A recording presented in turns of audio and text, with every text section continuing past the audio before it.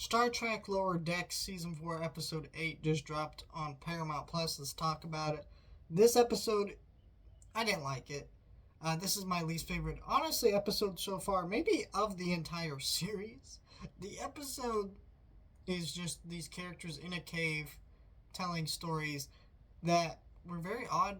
I really, God, like the story of I don't know why this is such a trend in cartoons where males get pregnant, but yeah, that story bothered me with the one thing over his eye. Whatever that guy's name is, I always forget his name. It's just no, it's a weird trope that I get tired of seeing. It's not funny. It's just weird.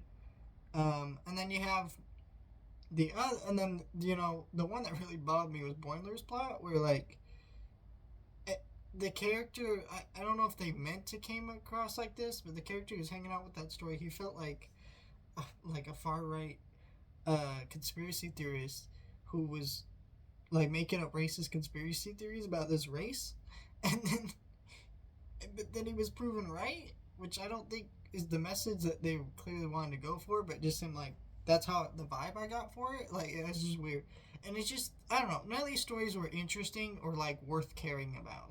They were just there. And what's funny is at the end of the episode they actually mention um other another story that they were gonna tell to this Moss character or whatever, and I was like, I kind of want to hear that. So it was it seemed like they had a more interesting story than the ones we got in this episode. It was just really boring. Yeah, it was okay, I guess. Not the worst episode. Well, maybe it is the worst episode of the series. I don't really know. I'd have to sit on that. But yeah, I was not a big fan of this one. So let me know your thoughts, share, and subscribe.